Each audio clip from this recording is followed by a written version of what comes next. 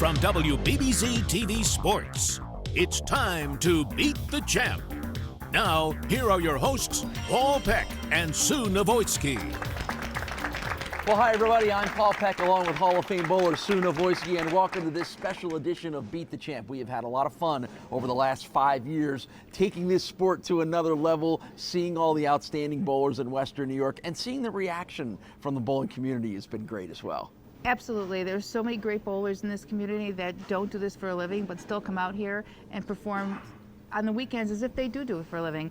And, and as far as the community goes, I get so much input from everyone, and we have seen so many great matches throughout the years that it's fun to actually look back and see a couple of them from time to time. All right, so here we go. It's the best of Beat the Champ. I'm here on Beat the Champ with our two winningest bowlers. It's quite a competition. We've been talking about a lot, and you are our feature match. Once again, we're going to have you two meet each other. So I'm going to ask you guys a couple questions just to kind of get an idea how you guys feel about this. So, Mike, do you consider this a rivalry? I don't know if it's a rivalry. It's we have fun bowling each other, so it should be fun. All right, same question. Do you consider this a rivalry?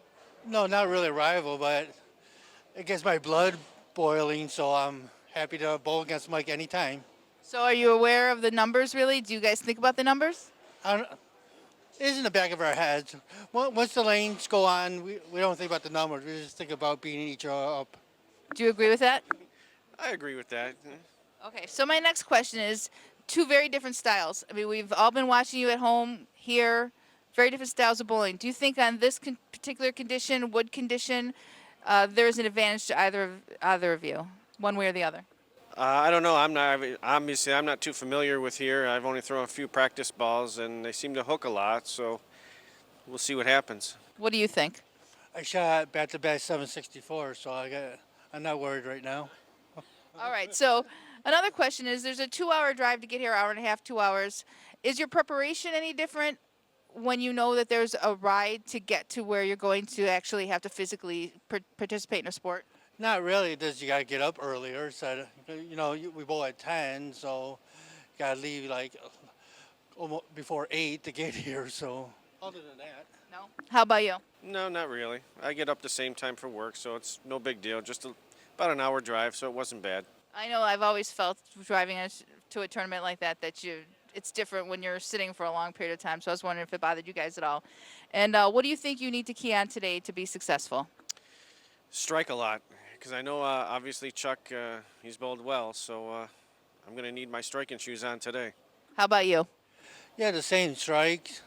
I know I'll make my spares, but I don't know if there'll be really a spare shot, especially the first week, because on fresh, there's going to be a lot of strikes.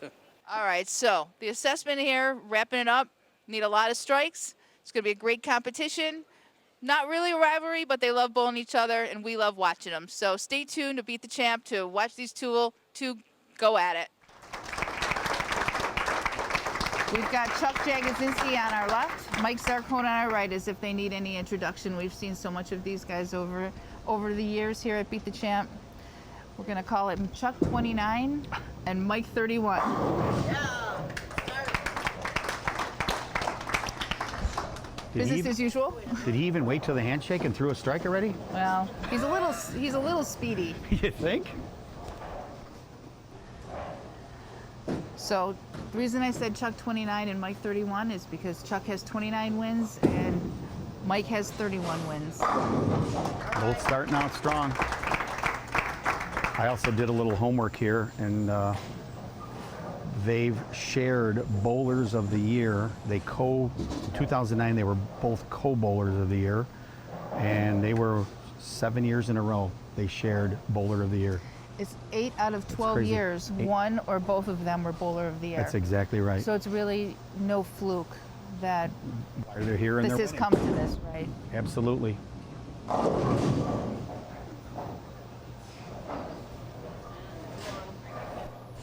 Didn't get the roll on that one. No, you can see he got that out just a little bit later down the lane to the right. So one of the interesting things here is with bowling, we talk about consistency. Oops. Oh, we talk a lot about spare shooting, but we'll go back to It's key. It's key. That's absolutely key. And no matter how sophisticated the equipment gets, no matter how high the scores get, you still have to make your spares. Well, neither one of them leave many spares, so that's probably why they don't get to shoot them very often. Chuck is mentally tough, and he will take something like that open and channel it. He channels things the right way. You know, there's different ways an athlete can channel their stress, and I personally believe that great athletes channel their stress in a positive manner. Yes. Well, they're both that good to take advantage of someone's miss, and they just hit the accelerator, and you keep that going. Absolutely, but what I was going to get to is that they both approach the lanes very, very differently. I mean, so what can happen is even on a house shot like this, they can break down funny because you don't have people playing the same area. Oftentimes you'll have bowlers play the lanes the same way and they break down the same way, but for these two, because one's inside of the other, it can almost form a little bit of an oil line between the two of them and make the lanes look tougher than they really are. You know, they kind of break down to be tougher than how they start, is what I mean. And obviously being wood lanes, you may not see Chuck move that much at all. Absolutely. Even though wood lanes don't seem to be as much, they don't seem to be around as much as they used to be. It seems like I think we're almost 50-50 here at Beat the Champ as far as seeing synthetics and seeing wood. Oh, okay. And you know, the thing with wood is, of course, it's a softer surface. All right. And the oil tends to get into the boards as opposed to splash. So the oil basically goes away. So, which I'm not telling you anything, of course. He looks like he's playing the right lane a little further right.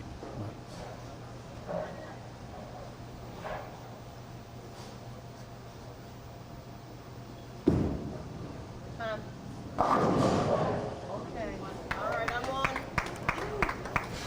Well, one thing I have to think to Chuck's advantage here is his ball speed on a condition that will naturally break down quickly. So I think the longer he goes, the more of an advantage he's really going to have. I agree. All right. This feels like a good time to take a short break. We'll be right back with more action on Beat the Champ. Instant replay on Beat the Champ is brought to you by Transit Lanes and Keglers. Join us for bowling, food, and drinks. Welcome back to Beat the Champ. Let's get back to the action here on WBBZ-TV. And I often wonder, and I know he's going to watch this show, and he's definitely going to respond to me next time I see him, but he's so quick to the line. He's so quick to get up there and go. If the other bowler takes longer than he expects, does that throw him off at all? I'm sure I'll get the answer to that next week. Yep. Somebody does that on purpose just to slow him down. I know last show we had talked about the cover on the front of his shoe, and you know, I assumed it had something to do with sliding or sticking, but I didn't know 100%. I don't really know of any other bowler that wears a sock on the front of his shoe like that, but he made sure to tell me that it was to slide.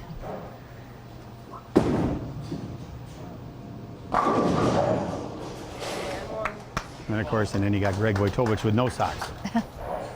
Good. No soul. No soul. Good for Mike to come back from that miss and come back strong again and just start a little string there. Yeah, but because he opens up the lane so much, his angle of entry is so different into the pocket than Chuck's is. Good spare there. So I feel like we're already halfway through this match. It's going so fast.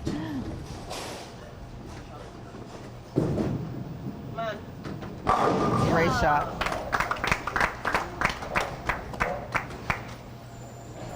So this puts Chuck up 12 pins. Depending on what he does here, if he strikes here, it can go up 22. So off to a quick start here.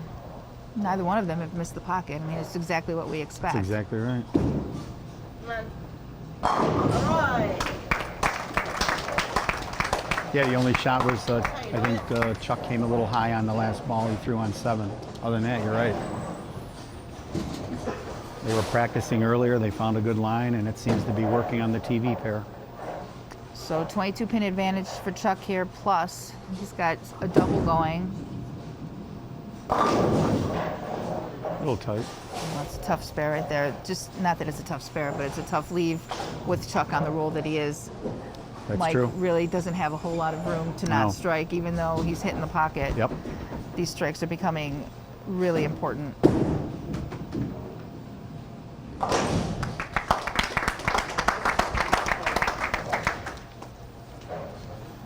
And again, as you know, you've done this show since the beginning.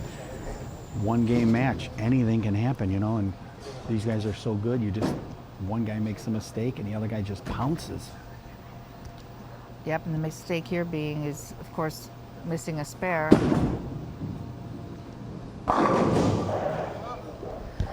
And probably being frustrated because he left the 10-pin. Well, You know, it wasn't a bad shot, could have carried, but then he misses it. And one of the things Jack always taught me that I still think comes into play as I was, evolving in this game, even though things have changed, and I've said this before on the show, 4-pin, 10-pins.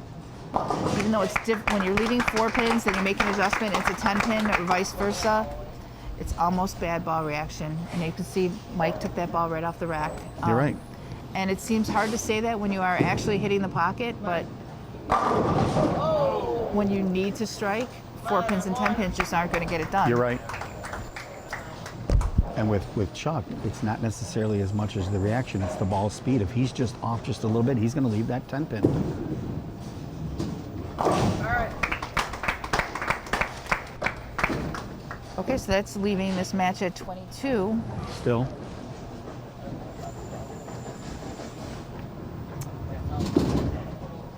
Push. Yeah. Great shot. So we have to mention Dirt Cheap TV. Yep. They've been giving away a TV for the last couple of years to the high qualifier. Yep. And this week it was Ryan Coburn, who we'll see in a future show.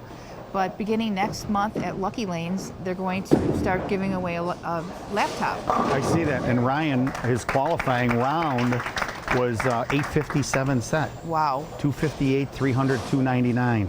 How about that? Wow. Deserve a TV when you shoot You deserve something like that. You deserve a TV, exactly. But the cool thing is switching to a laptop computer. Some of these guys have won this multiple times, and I think their rooms are full of TVs.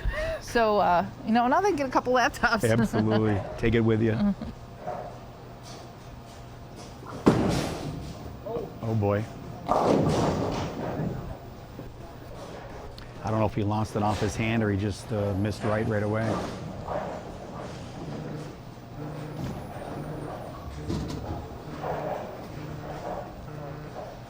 Oh, that certainly hurts. So, that's going to wrap this match up here. Yes, it is. So we're going to have to, this is going to make Chuck get a little closer to Mike.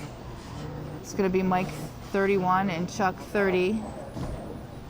And we'll come back and wrap this up, and we'll talk to Mike about this performance. I'm sure he's not too happy with how this went, but we'll wrap it up and talk to Mike in a little bit. Stay tuned.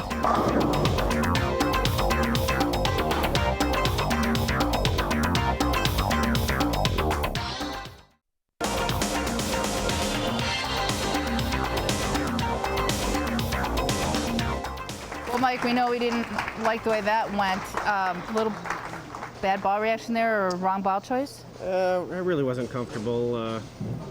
Tried to get it right, and then it wouldn't hook, and miss in, and 4-pin. It just wasn't comfortable. Yep, and yet you hit the pocket every time, and it's just a matter of striking or not striking, just like you said earlier. Yep, that's true. Chuck is a great bowler, so he should do well. All right, well, Paul's got a little money for you. Thank you, Mike. Thank you, sir. Appreciate you coming down. I'm sure we'll see you many more times. Yeah, we'll absolutely see him many more times. And it was good bowling today, but Chuck started out with a blistering 258. So stay tuned. We'll be back to watch our next match here in Salamanca.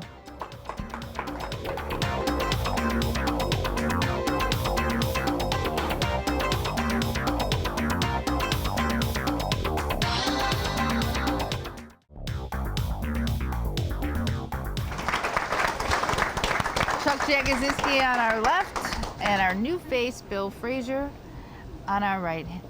Chuck's going to start again. He said why change things. It worked for him the first time. Exactly what he said. All right, I'm on.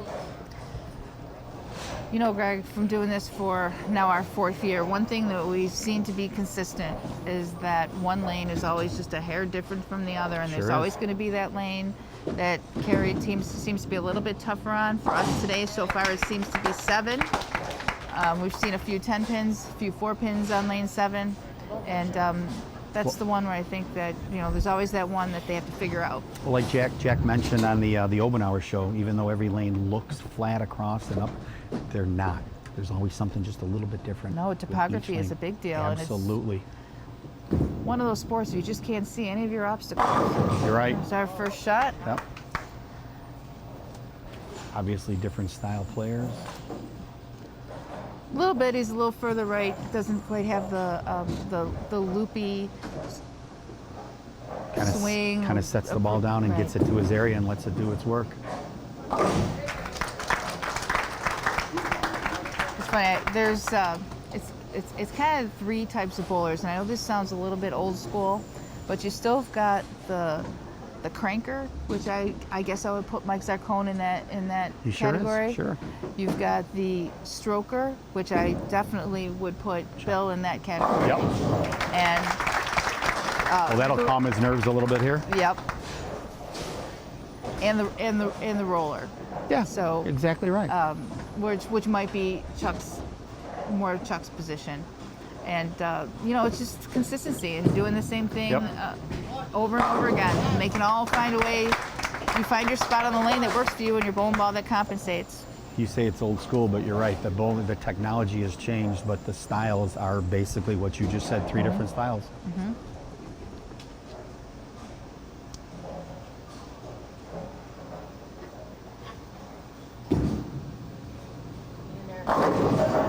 Oh, bad pin collision there. Yeah, the head Good pin shot. just came back off. Doesn't take a lot for Chuck to start shaking his head. I And know. that's, It just you know, doesn't, the ball, he's got I mean, he's obviously consistent, but you're off a little bit, the ball just doesn't quite finish. You know, a lot of times though, I find that light hit to be, Hook a lot. wow. I find that light hit to be one of your higher percentage carry hits. To me, it's unusual when something gets in front of that 7 pin and keeps it from getting knocked True. over. But you know, that's characteristic to houses too. I mean, some houses, you're better off hitting light. You know, it's just, Very again, true. topography. See, his type of style, he may carry that light hit more than Right. Chucky that's just coming hard, throwing rockets at the pocket. That's right, and he had a 747 qualifying score, so we know he can knock pins down. Sure. And he loves bowling here. Bowls here 3 nights a week. Monday, 5-man. Tuesday, Saturday. Yep. 5-man, 3-man, so he sees different shots. Right. Again, lane 7. That ball looked like it just finished a tad late. I mean, he threw it well, just a tad late. Right. It's something like that. Well, that's all it takes is just angle of entry into the pocket. So I found this to be interesting, a little piece of information that I'm embarrassed to say I never knew. Ooh, good shot. And for someone who's bowled as many tournaments as I have, with as many good bowlers as I have bowled with, I cannot believe this is new information to me. But there is such a thing as the 31 rule. Have you ever heard of it? 31 rule? Yes. Have not. So the 31 rule is what bowlers use, higher level bowlers, because obviously they're the ones that knew about this rule, to have a starting point for, And you'll see a picture here of our Castellone Chrysler Dodge Jeep Ram scoreboard. and it's either a strike or a 10 pin. So anyways, Yeah. you take the lane pattern and how many feet the lane pattern goes. So obviously you have to have access to the oil pattern, and a typical house shot is a 40-foot pattern. Today, we see a 42-foot pattern. This looks like a good time to take a break. We'll be back with more Beat the Champ right after this. Welcome back to Beat the Champ. So what you do is you subtract 31 from the length of the pattern, and that is the board that will be the board you line up to. So when you practice, you'll just go straight to that 9 board, or in this case, the 11 board is where you would line up to. Now, you're still going to have to modify that for your own particular game with what ball you're throwing, but it is, as a rule of thumb, you take 31 from the length of the pattern, and that is the board that you're going to start to practice on and try to line up to that board. Where you want the ball to go over that board, not the end, or not the break point down the lane. You mean, right? What you're aiming at. Right. That's what you will modify that to your game, because obviously a cranker or a high rev rate bowler, that may be their break point. Oh. Is that same for a sports shot too? Rule of 31? Rule of 31. So I did give a call to Jack Jerk, and I asked him if he ever heard of it, and he goes, yeah, of course. Like, how is it that I never heard about it? Come on, Jack, don't be withholding that information. I will now have another. Ooh. He's just too much in the oil right there. He's too deep on the lane. Got that one right in the oil. And this is Chuck's good lane here.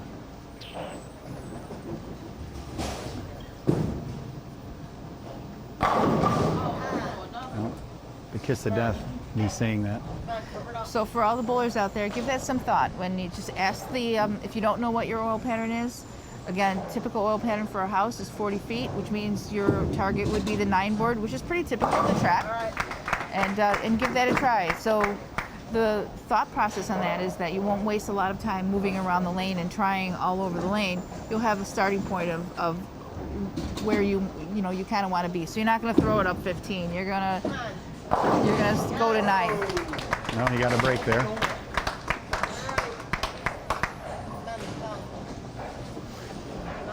And we're also seeing subtle changes already. Yep. You know, because wood lanes will break down quicker than a synthetic lane will. So it takes no time at all to start seeing these subtle differences in the lane.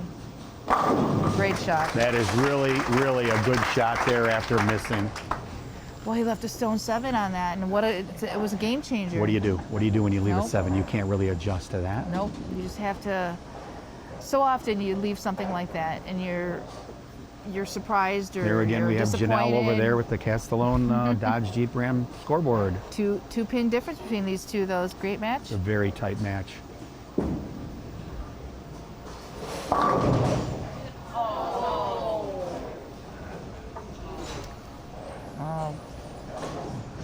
Where Chuck may not get a lot of carry coming in light. Bill's ball, he pulled it just a little bit, and the ball comes in so hard at the end where maybe he could have left either one. Right. He leaves them both. Shoot it. Oh. Well, I asked Bill a few questions just to get to know him a little bit, to get a little insight into Bill, and I asked him what his number 1 strength was, and he said luck. He said what, luck? Luck. Luck, well, hey, luck is where preparation meets opportunity. So, Chuck's a little frustrated here, a little frustrated. He's not used to leaving this many corners. He's not.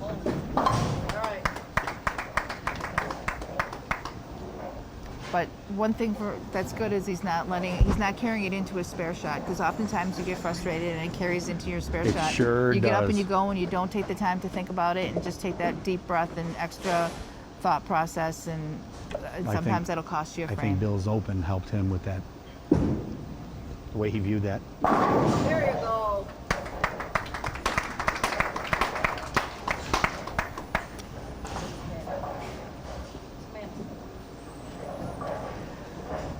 So Bill's going to have to double here to force Chuck to throw the first one in the 10th. First strike? Okay. Yep. Great shot. Very good shot, very good shot. I'll say something that I say almost every single taping, and that is, these bowlers amaze me that they come up and make these great shots. They don't do this for a living. No. You know, and they're not in a TV situation on a regular basis. Well, and yet, some are. Some are. But you're right, you're Chuck right. 30. But to go up and make a great shot like that, With the lights right in your face? when you need to, so impressive. Pull that a little bit. Yeah, I could see that right off his hand. He got inside. He missed left right away. Well, luck was not, unfortunately, Nope. with Bill today. Put on a great performance, but he said his one weakness was ball speed, and I think the ball speed ended up starting to be a problem for him. So Chuck's going to win his second match today, and he's going to be Chuck 31. We'll be back to talk to Bill right after this. Chuck 31.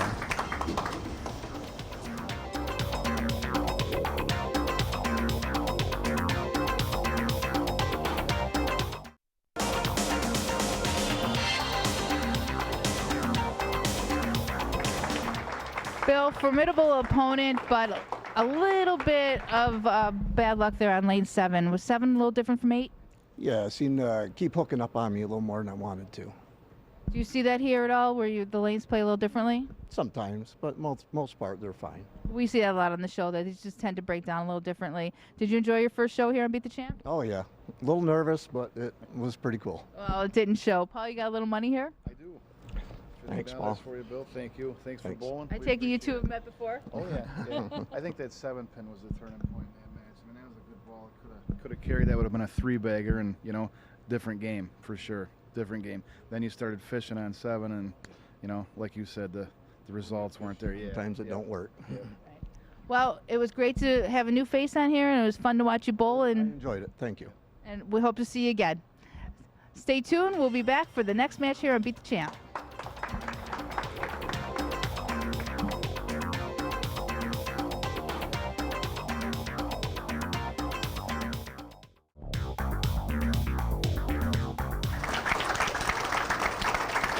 We got Chuck 31 on our left. Jim will be starting on lane 8 after Chuck bowls his first frame here. Again, doesn't want to change anything that's been working for him. Yeah. Great shot there. Starting on lane 7 again, the left lane. Yep, so now Chuck and Mike are tied again at the same amount of wins, 31. Crazy. Started out the day 2 behind, but not anymore. So we're joined here by Paul Geiger, our proprietor here at Central Lanes. You're familiar with Jim here, huh? He seems like a little bit of a funny guy. Oh, he is. Yeah, he's funny. That was funny. He just crossed over on that too.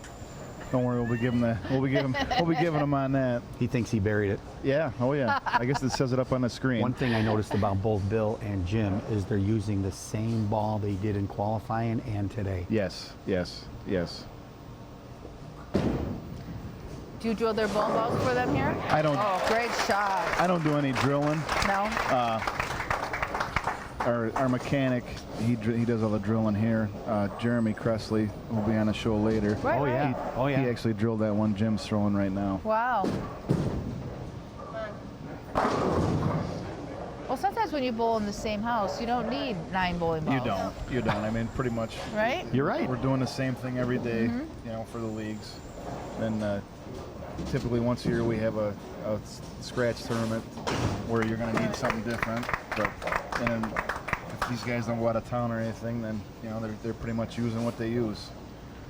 You just had a big tournament down at Billy Lane's there last We did month. actually. It was in conjunction with that. I mean, we were at Billy Lane's on Saturday night, and we came here Sunday. And you get some Buffalo contingents coming down there. We had a very good Buffalo contingent. Yep. Pete Smolzinski did pretty well down there. Yes.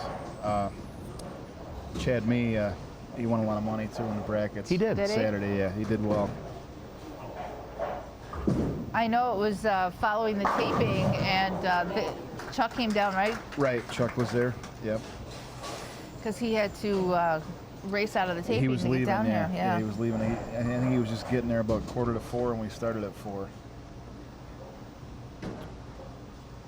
So Paul, I noticed your restaurant is named after one of the most famous athletes out of Cattaraugus County, Chuck Christ. Yeah, Chuck Christ played Hang with. on. I think he was drafted by the Saints originally. Then he went to San Francisco after that.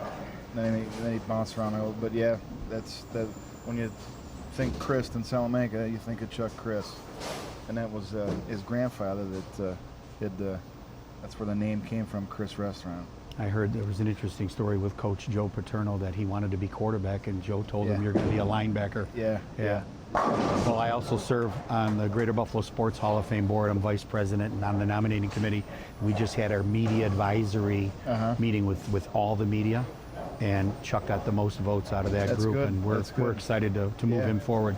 great. Hopefully he can bring a lot of people. 'Cause we love I'm to sure see he when will. they go in. I mean, as you can see today, we got a lot of support here today, you know, for our hometown bowlers. Jim's got his daughter Courtney here today. Yep. Yeah, his mom and his girlfriend Kelly are also here. Interesting story. I bowled with Paul back in 1985 at Paul's other center in. What? When you in guys were Bradford. like what, 11 or 12? Yeah, well, he's a couple years younger than me, but not much. But and I'll tell you what, 1995, I remember my average being 195, which back then I thought was great for me. Paul was probably close to 10 pins higher. You were probably low to mid 2Os. We were in the teens, yeah. Were you in the teens back then in 95? Low teens, yeah. Okay, wow. 85, yeah. Low 85. teens, yeah. That's bowling, man. Yeah, Tom, you remember Tom Clark? Sure I do. Yeah. I mean, that was a Thursday night league, if I that recall. year that we bowled on Thursdays over there, we got done at the average came right down to the last week, and I ended up beating him. And he come over, he goes, you know, you're the first one that's ever beat me for a high average in a league. And that was a pretty good account. He was a great bowler. He had maybe one of the most wins ever on the old Beat the Champ show from being outside of Buffalo. He had a heck of it, yeah. And he could throw it like Chuck up the, you know, anywhere up the ditch and throw it really fast, and he was just a good bowler. All right, that's enough about you and me. Let's do let's see what's going on. That's a bad break for Jimmy right there. Got a little wide, and you got a little wide, a little late. Yep. Yep. And typically when you do that, this is what happens. The old 2-8-10. Yeah, very difficult, makeable, but very, very difficult spare. And you know, he's keeping up with Chuck pretty good there. And unfortunately, a bad shot. He's got a lot of ball speed, though. He throws pins around does. pretty good. Yeah, Paul would be enamored today. He loves the speed. The action will continue on Beat the Champ in just a minute. Instant replay on Beat the Champ is brought to you by Transit Lanes and Keglers. Join us for bowling, food, and drinks. Welcome back to Beat the Champ. Sean Moser, he made it in Billy Lanes, and he's here again today. So he was because Rocket Rob, and right. And I think they bowled each other. I see Sean's from Kersey, Pennsylvania. Where's that? It's down by St. Mary's. Oh, that far down where they make Straub's beer. That's where he grew up. He works in Bradford. Okay. He works at the old Kendall. Yep.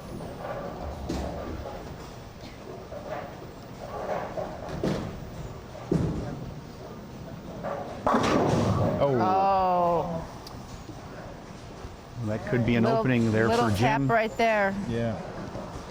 Keeps the match 14, keeps it close, but with Jim having a strike up, obviously he can cut that to 4. And after an open Right. coming back on TV with a Right. strike, that shows some character.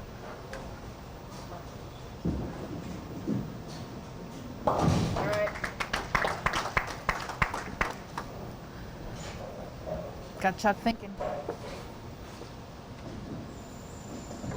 I asked Jim a couple questions. And there's get our to know him a little bit. Oh, go ahead. Janelle with the Castellone Chrysler Dodge Jeep Ram scoreboard. Thank you, Janelle.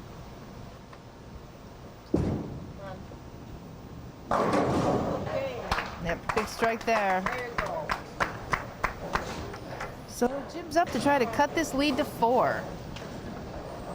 So This is critical. Look at the size of his hands. Those are meat hooks, too. Jeez. Look at that. Oh, heavens.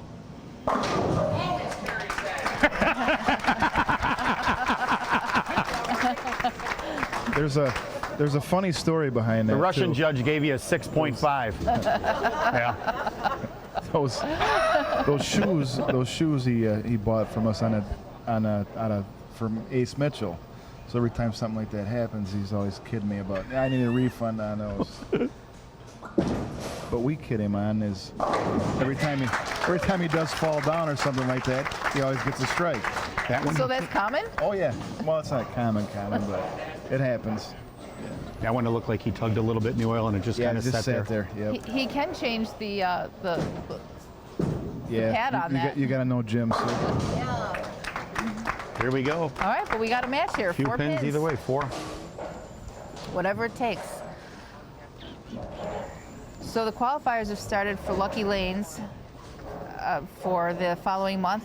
Lucky Lanes, March, kind of get that going on there. But tomorrow, March 3rd, Sunday, 2, 4, and 6 will be the beginning qualifiers. That's a big shot right there. Well, you know, that's the risk you take with playing that type of a straight shot. You're gonna leave those.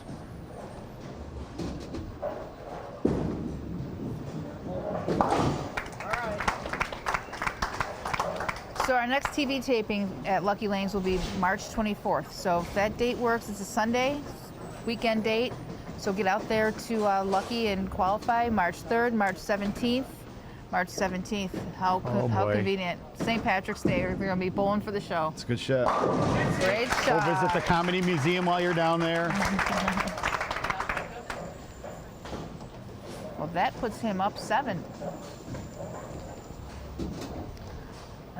He can strike out here and shut Chuck out. Yes, he can. First one does it.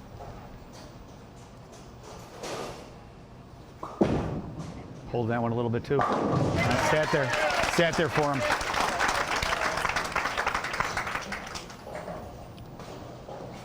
Nice to have the hometown crowd behind you Oh too. yeah. Oh yeah. Well, we asked him in what his game plan was today and what it's going to take to succeed, and he said to not bowl Chuck Jagodzinski, but he still managed to pull this off. Poor Bill had to bowl him with that was his luck attitude, right? One time ball.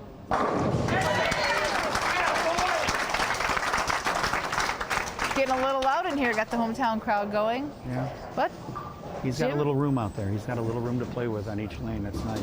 Well, Jim is going to stop Chuck at 31 today. He's going to do something and not many did, that's for sure. That's right. And we are going to also have a tie now between Chuck and Mike for the next time they meet each other. 31. But for now, There you go.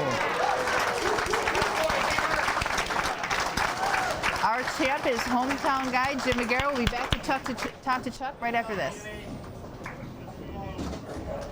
You got a towel for him sweating over here? Holy Lord.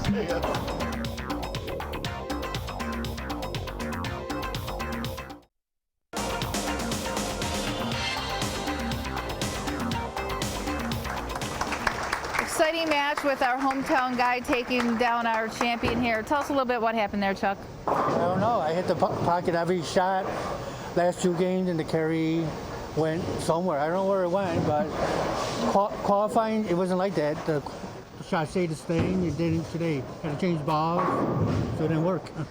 Well, I don't know. Maybe it's meant to be that you're stuck at that same number with Mike. Now you're Chuck 31. But man, it's fun to watch you bowl, Chuck. You do a great job out there, and it's always exciting to watch you throw balls. Okay, thanks. And he's got a little money for you here. Chuck, congratulations. Thanks for coming down. Like Sue said, it's always a pleasure to watch you bowl. And I think that 10 pin you left, I mean, that was, I don't know how that stood, but it did. You know, it's bowling, you know. It goes both ways sometimes. Sometimes you throw one and you don't think it's good and it carries, and vice versa. But nice bowling. Appreciate it.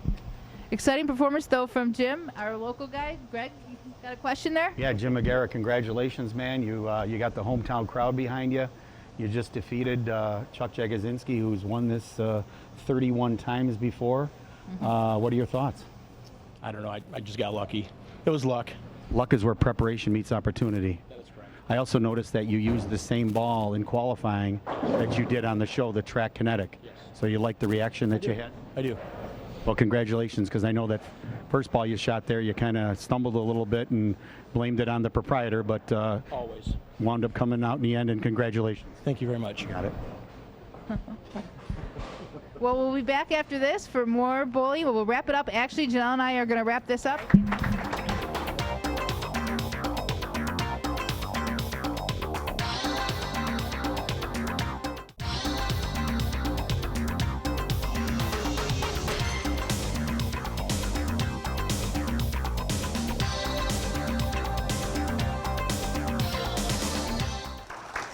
Great first week here at Central Lanes. Janelle, do you think we could have ever predicted how that was going to go? No, not at all, especially when you have hometown guys who know this lanes better than anyone. And, you know, Jim said he didn't want to bowl against Chuck, and he did one better. He beat Chuck, so we get to see him come back next week. That's right. We leave Chuck at 31 wins, tied with Mike Zarcone, so we'll keep that competition going for another time. Greg, what did you think of your first week here? Very exciting. Again, thank you for the opportunity to come out here. Just exciting. Very good matches. Like I say, we've got some people that have been on the show forever, and then some local guys. We have some more local. I think this is great. Love it. Right, and we have more local people coming up. So Jim's going to take on Sean Moser, Ryan Colburn, Yep. who actually won our Dirt Cheap TV. High qualifier, yep. And then Ryan Kress, one of our twin brothers that we've really come to see almost every month here on Beat the Champ. So join us again next week here at Central Lanes in Salamanca. We can't wait to come back, and we hope you can't wait to come back either.